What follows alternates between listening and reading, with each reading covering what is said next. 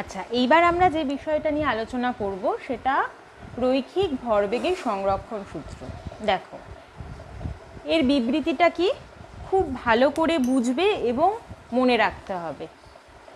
দেখো কি বলছে, কোনো বস্তু সংস্থার ওপর বাইরে থেকে কোনো বল প্রযুক্ত না হলে বস্তু সংস্থার মোট রৈখিক ভরবেগ মান ও অভিমুখ অপরিবর্তিত থাকবে। এর মানে কি, ধরো দুটি বা তিনটি বস্তু নিয়ে একটা বস্তু সংস্থা গঠিত রয়েছে, ঠিক আছে। এইবার এই বস্তু সংস্থার উপর বাইরে থেকে কোনো বল প্রয়োগ করা হলো না, ঠিক আছে। এই অবস্থায় বস্তু সংস্থার মোট রৈখিক ভরবেগ মানে এবং দিকে, রৈখিক ভরবেগ আমি আগেই বলেছি এটা একটা ভেক্টর রাশি, সুতরাং এর মানও থাকবে অভিমুখও থাকবে। সুতরাং মোট রৈখিক ভরবেগ মান এবং অভিমুখ অপরিবর্তিত থাকবে। অর্থাৎ বাইরে থেকে বল যদি প্রয়োগ করা না হয় কোনো বস্তু সংস্থা, মানে এদের নিজেদের মধ্যে, বস্তু সংস্থা যাদের নিয়ে গঠিত তাদের নিজেদের মধ্যে ইন্টারঅ্যাকশন হতে পারে, তাদের নিজেদের মধ্যে ক্রিয়া প্রতিক্রিয়া হতে পারে, ঠিক আছে। এবং এই ক্রিয়া প্রতিক্রিয়ার ফলে এদের যে মোট রৈখিক ভরবেগ, অর্থাৎ ক্রিয়া প্রতিক্রিয়ার আগে যা ভরবেগ, ক্রিয়া প্রতিক্রিয়ার পরে যা ভরবেগ সেটা একই থাকবে, ঠিক আছে। সেটাই বলছে, কোনো বস্তু সংস্থার ওপর বাইরে থেকে কোনো বল প্রযুক্ত না হলে বস্তু সংস্থার মোট রৈখিক ভরবেগ মান এবং অভিমুখ অপরিবর্তিত থাকবে, ঠিক আছে। দেখো এবার রৈখিক ভরবেগ সংরক্ষণ সূত্রকে কিভাবে ব্যাখ্যা করা যায়। মনে করি যে বস্তু সংস্থাটা রয়েছে তার ভরবেগ হলো পি, ঠিক আছে। দেখো পি হচ্ছে ভেক্টর, তীর চিহ্ন দিয়েছি, পি মানে হচ্ছে ভরবেগ, এটা আগেই তোমরা শিখে এসেছো। এবার আমরা কি জানি নিউটনের দ্বিতীয় গতিসূত্র থেকে, বা আমরা প্রমাণ করেছি যে প্রযুক্ত বল হচ্ছে ভরবেগ পরিবর্তনের হারের সমানুপাতিক, তাই তো। অর্থাৎ ভরবেগের পরিবর্তনের হারকে কিভাবে প্রকাশ করা যায়, ডেল পি ডেল টি, ঠিক আছে। দেখো সুতরাং F proportional to del P del T, ঠিক আছে। এবার রৈখিক ভরবেগ সংরক্ষণের সূত্রে কি বলা হয়েছে, বাইরে থেকে কোনো বল প্রযুক্ত না হলে। সুতরাং এখানে যদি বাইরে থেকে বল প্রযুক্ত না হয় সুতরাং এফ ইকুয়ালস টু 0, তাই তো। সুতরাং আমরা কি লিখতে পারি, del P by del T equal to 0, তাই তো। যেহেতু এফ 0 তাহলে এই টার্মটাও 0 হবে। এবার এই টার্মটার মানে কি, ভরবেগের পরিবর্তনের হার এটা 0, তাই তো। সুতরাং ডেল পি 0, তাই তো। অর্থাৎ ভরবেগের পরিবর্তন 0, ভরবেগের পরিবর্তন 0 এই কথাটার মানে কি, কোনো ভরবেগের কোনো পরিবর্তন হচ্ছে না, অর্থাৎ প্রারম্ভিক ভরবেগও যা অন্তিম ভরবেগও তাই, তার মানে হচ্ছে ভরবেগ ধ্রুবক, সুতরাং পি ধ্রুবক। সুতরাং বোঝা গেল এই যে বিবৃতিটা ছিল সেইটারই ম্যাথামেটিক্যাল এক্সপ্ল্যানেশন হচ্ছে এটা। বাইরে থেকে যখন বল প্রয়োগ করা হচ্ছে না তখন এফ জিরো হলে ডেল টি 0, তাই তো। এর মানে হচ্ছে ভরবেগের পরিবর্তনের হার সমান 0, সুতরাং ভরবেগের পরিবর্তন 0, সুতরাং ভরবেগ ধ্রুবক। ভরবেগ পরিবর্তন 0 মানে কি, তাদের মধ্যে কোনো অন্তর নেই, যা প্রাথমিক ভরবেগ তাই অন্তিম ভরবেগ, সেটাই হলো ভরবেগ ধ্রুবক। সেটাই এখানে বলা হয়েছে যে যদি বাইরে থেকে কোনো বল প্রয়োগ করা না হয় তাহলে বস্তু সংস্থার ভরবেগ একই থাকবে। এবার এখানে যেহেতু এটা ভেক্টর সাইন, এর মধ্যে এই কথাটা লুকিয়ে রয়েছে মান এবং অভিমুখ, মোট রৈখিক ভরবেগ ধ্রুবক থাকবে বা অপরিবর্তিত থাকবে, ঠিক আছে। সুতরাং বোঝা গেল ম্যাথামেটিক্যাল এক্সপ্লেনেশনটা। আচ্ছা, এইবার আমরা যেটা দেখব, দুটো বস্তু সংঘাতের ক্ষেত্রে রৈখিক ভরবেগ সংরক্ষণ সূত্র কিভাবে অ্যাপ্লাই করা যায় সেটা আমরা দেখব। আচ্ছা, এইখানে দুটো বস্তু সংঘাতের ক্ষেত্রে মানে কি, মানে হচ্ছে এখানে যে বস্তু সংস্থাটা গঠিত হয়েছে সেটা দুটো বস্তু নিয়ে গঠিত হয়েছে, ঠিক আছে। মনে করি M1 আর M2 দুটো বস্তু রয়েছে, বস্তু দুটি M1 বস্তুটা U1 বেগে গতিশীল আর M2 বস্তুটা U2 বেগে গতিশীল, ঠিক আছে। এবার এদের মধ্যে সংঘাত হলো, ঠিক আছে। সংঘাতের সময়, যে সময়টা ধরে সংঘাত হলো তখন তাদের মধ্যে কি হলো না, ক্রিয়া প্রতিক্রিয়া হলো। তার ফলে কি হলো, সংঘাতের পরে M1 বস্তুটার বেগ পরিবর্তিত হয়ে V1 হলো আর m2 বস্তুটার বেগ পরিবর্তিত হয়ে v2 হলো। তাহলে তিনটে অবস্থা হলো, একটা হলো সংঘাতের পূর্বে এদের বেগ, সংঘাতের সময় এবং সংঘাতের সময় এদের মধ্যে পারস্পরিক ক্রিয়া প্রতিক্রিয়ার ফলে এদের বেগ পরিবর্তিত হলো, সেটাই সংঘাতের পরে এদের বেগ, একটার বেগ v1 একটার বেগ v2 হলো। এবং এই যে এদের মধ্যে সংঘাত হলো, এটা পুরোপুরি এদের মধ্যেকার ইন্টারঅ্যাকশান, এদের পারস্পরিক ইন্টারঅ্যাকশান, পারস্পরিক ক্রিয়া প্রতিক্রিয়া। এক্ষেত্রে কিন্তু বাইরে থেকে কোনো প্রকার বল প্রযুক্ত হলো না। ঠিক আছে, এইবার তাহলে বস্তুটার প্রাথমিক, এই বস্তু সংস্থার প্রারম্ভিক ভরবেগ, এই দুটো বস্তু মিলে যে সংস্থা গঠিত হলো তার প্রাথমিক ভরবেগ হচ্ছে p1। তাহলে এই p1 কার কার সমান হবে না, এই প্রথম বস্তুটার ভরবেগ প্লাস দ্বিতীয় বস্তুর ভরবেগ। সুতরাং দেখো প্রথম বস্তুর ভরবেগ কী হবে, p1 = m1u1 প্লাস m2u2। এখানে দেখো আমি p1 এর মাথায় ভেক্টর তীর চিহ্ন দিয়েছি যেহেতু ভেক্টর রাশি বলে, আর এই একই কারণে u1 আর u2 এর মাথায়ও ভেক্টর চিহ্ন দিয়েছি। ঠিক আছে, আচ্ছা তাহলে সংঘাতের পূর্বে আমাদের যে দুই সিস্টেমটা রয়েছে, যে বস্তু সংস্থা রয়েছে, তার প্রারম্ভিক ভরবেগ এইটা হলো। এবার সংঘাতের পরে ভরবেগ কত হবে না, m1 v1 plus m2 v2, একই রকমভাবে সেটাকে p2 দিয়ে ডিনোট করেছি। এইবার আমাদের রৈখিক ভরবেগ সংরক্ষণ সূত্র কি বলেছে, যে বাইরে থেকে যখন কোনো বল প্রযুক্ত হবে না তখন বস্তু সংস্থার রৈখিক ভরবেগ ধ্রুবক থাকবে। যেহেতু এক্ষেত্রে বাইরে থেকে বল প্রযুক্ত হয়নি, তাহলে p ধ্রুবক, অর্থাৎ সংঘাতের আগে যা ভরবেগ সংঘাতের পরে তাই ভরবেগ হবে, তাই তো। সুতরাং p1 = p2 হবে। ঠিক আছে, এবার p1 আর p2 এর ভ্যালুগুলো বসিয়ে দাও। p1 মানে কি m1u1 প্লাস m2u2, সেটা কার সমান হবে না m1 v1 plus m2 v2। এটাই হলো দুটি বস্তু সংঘাতের ক্ষেত্রে রৈখিক ভরবেগ সংরক্ষণের সূত্র কে এইভাবে লেখা যায়। এবার দেখো নিউটনের তৃতীয় গতিসূত্রানুযায়ী আমরা কি জানি, যে সব ক্রিয়ারই সমান এবং বিপরীত প্রতিক্রিয়া আছে। সুতরাং f1 = -f2। ঠিক আছে, এইবার আমরা তাহলে এই ইকুয়েশনটাতে f1 আর f2 এর মানটা বসিয়ে দেবো। f1 আমরা কি পেয়েছিলাম, প্রত্যেকের খাতাতে নিশ্চয়ই লেখা আছে, আমি মুছে দিয়েছি জায়গা ছোট বলে, দেখে নাও। f1 = কি m1 v1 minus m1 u1 by t, অর্থাৎ প্রথম বস্তুর ভরবেগের পরিবর্তনের হার। আর f2 মানে হচ্ছে দ্বিতীয় বস্তুর ভরবেগের পরিবর্তনের হার। f2-র আগে মাইনাস সাইন রয়েছে, কারণ ক্রিয়া প্রতিক্রিয়ার মান সমান কিন্তু তারা বিপরীতমুখী। এই বিপরীতমুখী বোঝানোর জন্য এই নেগেটিভ সাইনটা রয়েছে, খেয়াল রাখবে সেটা। সুতরাং f2-র মান হচ্ছে দ্বিতীয় বস্তুর ভরবেগের পরিবর্তনের হার। সুতরাং m2 v2 minus m2 u2 by t। ঠিক আছে, এবার এটাকে আমরা এই ইকুয়েশনটাকে আমরা সিম্পলিফাই করব। দেখো টি কেটে যাচ্ছে, সুতরাং এটা কি লেখা যায়, m1 v1 minus m1 u1 = minus m2 v2। এই যে মাইনাস সাইন আছে, মাইনাস m2 v2 আর মাইনাসে মাইনাসে প্লাস m2 u2। ঠিক আছে, এইবার দেখো, এবার এটাকে আমরা একটু রিঅ্যারেঞ্জ করব। দেখো m1 v1 এখানে রয়েছে, এখানে এটাকে এই পাশে নিয়ে আসবো। সুতরাং m1 v1 plus m2 v2, আর এই দিকে আমি এটাকে নিয়ে যাব। সুতরাং এখানে কি দাঁড়াচ্ছে, m1 u1 plus m2 u2। এবার এটাকে এই পাশে নিয়ে এলাম, এটাকে এই পাশে নিয়ে এলাম, তাহলে দেখো কি আসছে, m1 u1 plus m2 u2 = m1 v1 plus m2 v2। ঠিক আছে, সুতরাং এটাই হচ্ছে ভরবেগের সংরক্ষণ। প্রারম্ভিক ভরবেগ = অন্তিম ভরবেগ। বস্তু কণা দুটির প্রারম্ভিক ভরবেগ অর্থাৎ বস্তু সংস্থার প্রারম্ভিক ভরবেগ = বস্তু সংস্থার অন্তিম ভরবেগ। তার মানে যখন বাইরে থেকে বল প্রযুক্ত হলো না তখন বস্তু সংস্থাটির ভরবেগ সংরক্ষিত রইল। এটাই হলো নিউটন ভরবেগ সংরক্ষণ সূত্র। আমরা তাহলে এই ভরবেগ সংরক্ষণ সূত্রটা প্রমাণ করলাম কোথা থেকে না, নিউটনের তৃতীয় গতিসূত্র থেকে। বোঝা গেল? সুতরাং যদি তোমাদের নিউটনের তৃতীয় গতি এরমভাবে প্রশ্ন আসতে পারে, নিউটনের তৃতীয় গতিসূত্রের সাহায্যে রৈখিক ভরবেগ সংরক্ষণ সূত্রটি প্রতিষ্ঠা করো, তখন এইভাবে তোমাদের এগোতে হবে। আচ্ছা, এইবার আমরা আগে যা করলাম ঠিক তার উল্টোটা করব, অর্থাৎ ভরবেগ সংরক্ষণ সূত্র থেকে নিউটনের তৃতীয় গতিসূত্র প্রমাণ করব।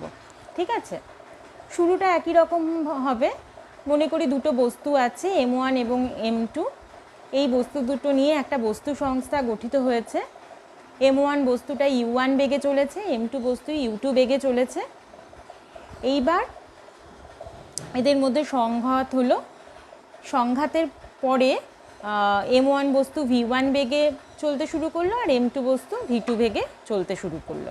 ঠিক আছে, এবার এদের মধ্যবর্তী যে সংঘাতের সময় মনে করি সেটা খুব কম সময়, একটা t সময় ধরে এদের সংঘর্ষ হলো এবং এই সংঘাতের সময় বাইরে থেকে কিন্তু কোনো বল প্রযুক্ত হলো না, কেবলমাত্র এদের পারস্পরিক ক্রিয়া প্রতিক্রিয়াই হলো। ঠিক আছে, সুতরাং আমরা ভরবেগ সংরক্ষণ সূত্র থেকে কি লিখতে পারি? যেহেতু বাইরে থেকে কোনো বল প্রযুক্ত হচ্ছে না, সুতরাং বস্তু সংস্থার প্রারম্ভিক ভরবেগ ইকুয়ালস টু বস্তু সংস্থার অন্তিম ভরবেগ। সুতরাং বস্তু সংস্থার প্রারম্ভিক ভরবেগ কি? m1 u1 plus m2 u2 equals to সংঘাতের পরের যে ভরবেগ। ঠিক আছে, অর্থাৎ m1 v1 plus m2 v2। এবার দেখো, এই যে আমরা লিখলাম ভরবেগের সংরক্ষণ সূত্র অনুযায়ী m1 u1 plus m2 u2 equals to m1 v1 plus m2 v2, তাই তো? এটাকে একটু রিঅ্যারেঞ্জ করলাম, অর্থাৎ দ্বিতীয় বস্তুর রিলেটেড যে ভরবেগ সেগুলোকে এক জায়গায় নিয়ে এলাম, আর প্রথম বস্তুর রিলেটেড ভরবেগ সেগুলোকে আরেক জায়গায় নিয়ে এলাম। মানে প্রথম বস্তুর প্রারম্ভিক ভরবেগ আর অন্তিম ভরবেগ এক জায়গায় থাকবে, দ্বিতীয় বস্তুর প্রারম্ভিক ভরবেগ অন্তিম ভরবেগ এক জায়গায় থাকবে। তাহলে দেখো, এদিকে m2 u2 রয়েছে, এদিক থেকে এখানে প্লাস m2 v2 আছে, এটাকে এই পাশে নিয়ে এলাম, তাহলে মাইনাস m2 v2 হলো। আবার একইভাবে m1 u1কে ওপাশে নিয়ে গেলাম, তাহলে m1 v1 minus m1 u1 হলো। ঠিক আছে, এইবার আমরা যেটা বার করতে চাইছি ভরবেগের পরিবর্তন, অর্থাৎ অন্তিম ভরবেগ মাইনাস প্রারম্ভিক ভরবেগ। সেজন্যই আমি এখানে মাইনাসটা কমন নিলাম। দেখো এখানে মাইনাস আছে, তো মাইনাস কমন নিলে কি দাঁড়াচ্ছে? দেখো এখানে m2 v2 minus m2 u2। ঠিক আছে, আর এখানে যেরকম আছে রইল। এবার মাইনাসটা এপাশে নিয়ে গেলাম, এই পুরো জিনিসটাকে t দিয়ে ভাগ করে দিলাম। ঠিক আছে, তাহলে দেখো এই m2 v2 minus m2 u2 এইটা কি? দ্বিতীয় বস্তুর ভরবেগের পরিবর্তন বাই টি করে কি পাবো? দ্বিতীয় বস্তুর ভরবেগের পরিবর্তনের হার। ঠিক আছে, কারণ m2 v2 মানে কি? দ্বিতীয় বস্তুর অন্তিম ভরবেগ, আর m2 u2 মানে কি? দ্বিতীয় বস্তুর প্রারম্ভিক ভরবেগ। তাহলে এই দুটোকে যখন বিয়োগ করছি তাহলে এদের দ্বিতীয় বস্তুর ভরবেগের পরিবর্তন বাই সময়। সুতরাং এটা এই লেফট হ্যান্ড সাইডটা কি দিচ্ছে? দ্বিতীয় বস্তুর ভরবেগ পরিবর্তনের হার। দ্বিতীয় বস্তু মানে কি? m2। সুতরাং এই টার্মটা কি দিচ্ছে? m2 বস্তুর ভরবেগ পরিবর্তনের হার। বোঝা গেল? একইভাবে m1 v1 minus m1 u1 by T এটা কি দেবে? m1 বস্তুর ভরবেগ পরিবর্তনের হার। ঠিক আছে, এইবার আমরা কি জানি? প্রযুক্ত বল ইকুয়ালস টু ভরবেগের পরিবর্তন। ঠিক আছে, এইবার এই যখন এই দুটো বস্তুর সংঘাত হলো তখন m2 বস্তুর ভরবেগের পরিবর্তনের জন্য দায়ী কে? m1 m2-র ওপর যে বল প্রয়োগ করেছে সেই m2-র ভরবেগ পরিবর্তন করেছে। সুতরাং এই টার্মটাকে কি লিখতে পারি? m2 বস্তুর ওপর m1 দ্বারা প্রযুক্ত বল। সেটা কি না ছবিতে দেখো, সেইটা হলো F2। m1 বস্তু m2-র ওপর যে বল প্রয়োগ করেছিল সেটা F2। ঠিক আছে, আর এই পাশটা দেখো, এবার m1 বস্তুর ওপর m2 দ্বারা প্রযুক্ত বল, সেটাই হলো m1 বস্তুর ভরবেগে পরিবর্তনের হার। এইবার m1 বস্তুর ওপর m2 কি বল প্রয়োগ করেছিল? F1। ছবিতে দেখো একবার। ঠিক আছে, সুতরাং এখান থেকে আমি কি পাচ্ছি? F2 equals to minus F1। এইবার m1 m2-র ওপর যে বল প্রয়োগ করলো সেটাকে আমি যদি ক্রিয়া বলি, অর্থাৎ F2 যদি ক্রিয়া হয়, F1 প্রতিক্রিয়া। কারণ F1টা কি? m1 বস্তুর ওপর m2 দ্বারা প্রযুক্ত বল। ঠিক আছে, মানে m1 m2-র ওপর যা প্রয়োগ করলো সেটা যদি ক্রিয়া হয়, তাহলে m2 m1-এর যে ওপর যা প্রয়োগ করবে সেটা প্রতিক্রিয়া। সুতরাং এখান থেকে আমি কি পেলাম? যে ক্রিয়া ইকুয়ালস টু মাইনাস প্রতিক্রিয়া, অর্থাৎ ক্রিয়া আর প্রতিক্রিয়ার মান সমান, এবং এই নেগেটিভ সাইনটা কি বোঝাচ্ছে যে এরা বিপরীতমুখী। ঠিক আছে, সুতরাং ক্রিয়া এবং প্রতিক্রিয়া পরস্পরের সমান ও বিপরীত, এটাই হলো আমাদের নিউটনের তৃতীয় গতিসূত্র। সুতরাং আমরা এই যে নিউটনের তৃতীয় গতিসূত্র, এটা প্রমাণ করলাম কোথা থেকে? না, ভরবেগ সংরক্ষণের সূত্র থেকে। ঠিক আছে, এবার আমরা রৈখিক ভরবেগ সংরক্ষণ সূত্রের সাহায্যে বন্দুক থেকে গুলি ছুড়লে বন্দুক যে পিছু হটে যায় সেটার কারণ ব্যাখ্যা করব। ঠিক আছে, দেখো, একটা বন্দুক থেকে যখন গুলি ছোড়া হয় তখন আমরা কি দেখি? বন্দুক থেকে গুলিটা তীব্র বেগে সামনের দিকে নির্গত হয়, তাই তো?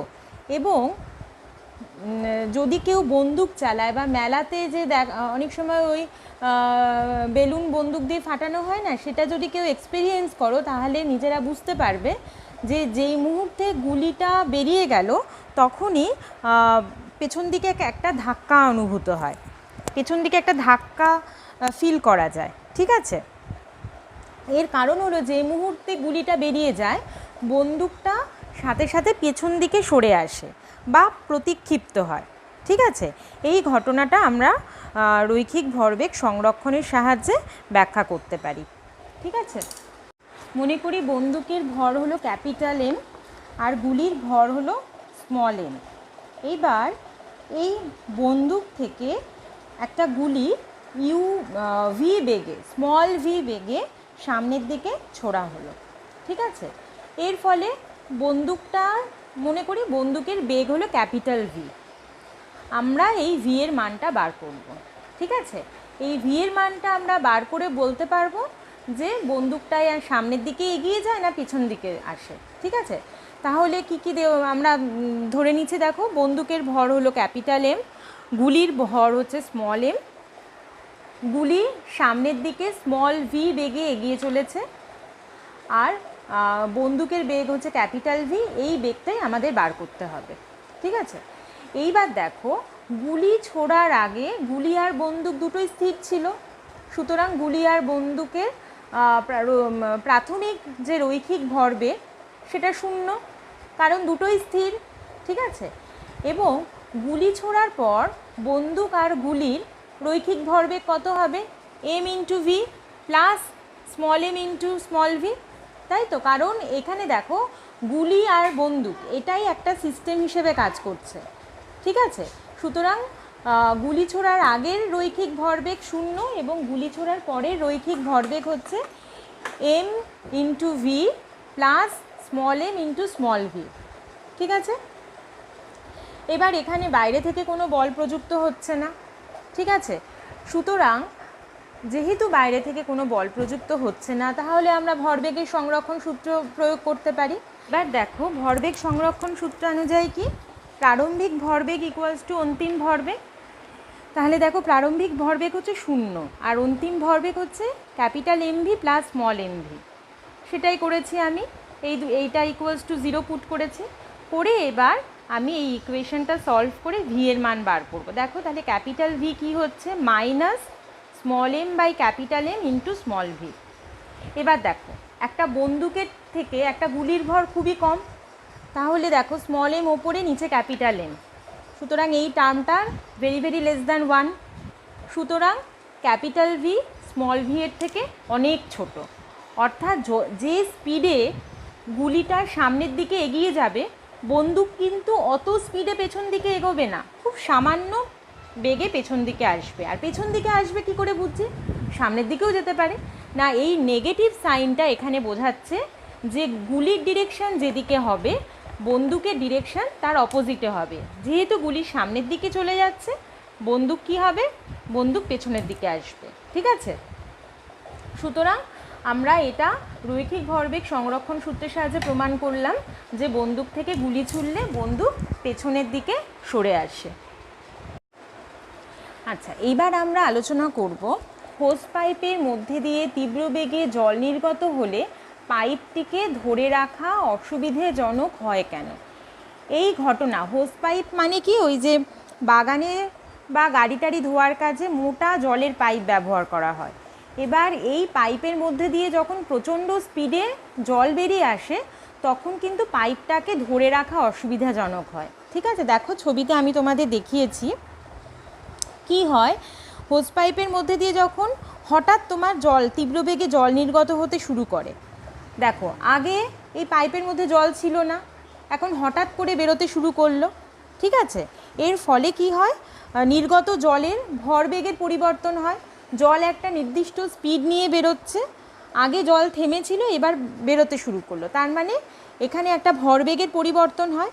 তাই রৈখিক ভরবেগ সংরক্ষণের নীতি অনুযায়ী পাইপও একটা সমান পশ্চাৎমুখী ভরবেগের পরিবর্তন ঘটে, অর্থাৎ জল যে ডিরেকশানে বেরোচ্ছে তার বিপরীত দিকে পাইপের ওপরও একটা ভরবেগের পরিবর্তন ঘটবে।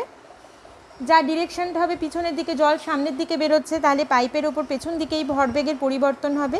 এই কারণে হোস পাইপের মধ্যে দিয়ে হঠাৎ তীব্র বেগে জল নির্গত হলে পাইপটিকে ধরে রাখতে যথেষ্ট পরিমাণ বল প্রয়োগ করা হয়। ঠিক আছে, এইবার আমরা আলোচনা করব ভরবেগের সংরক্ষণ নীতির সাহায্যে রকেট বা জেট বিমানের কার্যনীতি। ঠিক আছে, আচ্ছা, বর্তমানকালের যে জেট বিমান বা রকেট তার কার্যনীতি হচ্ছে নিউটনের তৃতীয় গতিসূত্রের ওপর প্রতিষ্ঠিত, সেটা আমরা আগেই আলোচনা করেছি। জেট বিমানের মধ্যে কি থাকে, ইঞ্জিনের ভেতর জ্বালানি থাকে। বিমানটি চলতে যখন শুরু করে তখন বিমানের সামনের ছিদ্র থেকে বাতাস প্রচণ্ড বেগে জ্বালানির সাথে মিশে উচ্চ চাপে দহন হয়। ঠিক আছে, এবং উৎপন্ন গ্যাস কি হয়, বিমানের পেছন দিকের একটা সরু নলের মধ্যে দিয়ে প্রচণ্ড বেগে নির্গত হয়। এই নিষ্ক্রান্ত গ্যাসই বিপরীতমুখী প্রতিক্রিয়া বলের সৃষ্টি করে, ফলে জেট বিমান প্রচণ্ড বেগে সামনের দিকে এগিয়ে যায়। আর রকেটের ক্ষেত্রে কি হয়, রকেটের ক্ষেত্রে জ্বালানি হিসাবে তরল অক্সিজেন এবং তরল গ্যাসোলিন মিশিয়ে রাখা হয়। এবার যখন রকেট ওপরে ওঠে তখন এই জ্বালানিতে আগুন ধরিয়ে দেওয়া হয়, জ্বালানি দ্রুত দহন হয়। এর ফলে যে গ্যাস উৎপন্ন হয় তা প্রচণ্ড চাপের মধ্যে থাকে এবং উচ্চ চাপে এই গ্যাস রকেটের নিচের দিকে একটি সরু নলের মধ্যে দিয়ে বেরিয়ে আসে। এর ফলে বিপরীত এক প্রতিক্রিয়া বলের সৃষ্টি হয়। ঠিক আছে, এই ছিদ্র দিয়ে যখন গ্যাস বেরিয়ে আসছে তখন গ্যাসের বেগ অনেক বেশি থাকে এবং এই বেশি বেগের জন্য রৈখিক ভরবেগের মানও বেশি হয়। ফলে রকেটেও একটা সমান এবং বিপরীত রৈখিক বেগের সৃষ্টি হয়। এর ফলে রকেট বিপরীত দিকে প্রচণ্ড স্পিডে এগিয়ে যেতে থাকে। আচ্ছা, বলগতি চ্যাপ্টারে যা যা বিষয় পড়ানো সেগুলো সবই মোটামুটি আলোচনা হয়ে গেল। যদি কারোর কোনো সমস্যা থাকে জিজ্ঞাসা করবে। এবার রৈখিক ভরবেগ আর ভরবেগের সংরক্ষণ সূত্র এর ওপর ভিত্তি করে কিছু গাণিতিক সমস্যা আমি আলোচনা করব এরপর।